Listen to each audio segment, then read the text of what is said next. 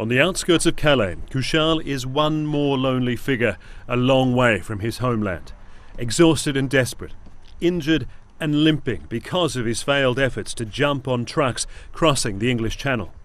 After travelling 8 months from Afghanistan, he's now stranded here among the tents and squalor of what's known as the jungle, a camp for thousands of people who believe they'll have a better life in the United Kingdom. I came to police. Kushal tells me he's different from everyone else in the camp. He's here because of his connection to the UK. He says his work as an interpreter for the British Army in Afghanistan has made him a Taliban target. Is it safe for you to be anywhere in Afghanistan? No, in Afghanistan, impossible. Kushal says he fled after the Taliban came looking for him and killed his older brother. How did they kill him? By AK-47, there were 3 guys. They shoot it in the chest. You're right, good. These men became friends through war. George Tildesley is a former British Army officer who served 2 tours in Afghanistan. Kushal worked as his translator, joining foot patrols on the front line.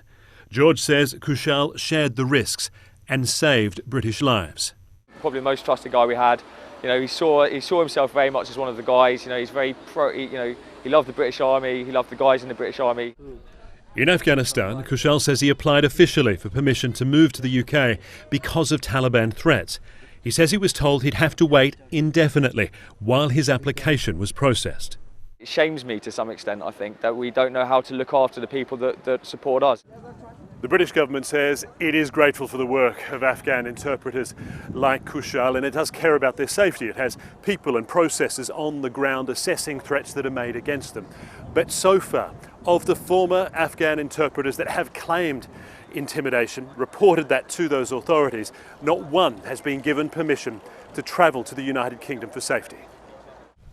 The British government says its second programme for helping Afghan staff, those specifically still working with frontline forces in December 2012, has resulted in hundreds of interpreters and their families moving to the UK.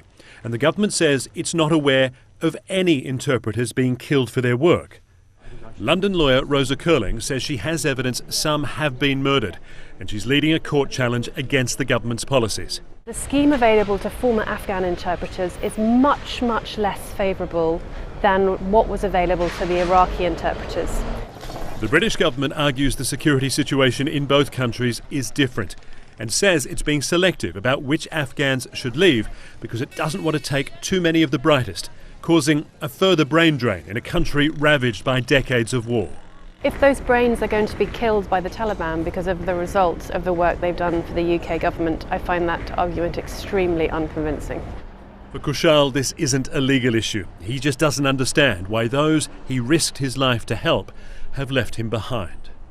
Phil Black, CNN, Calais, Northern France.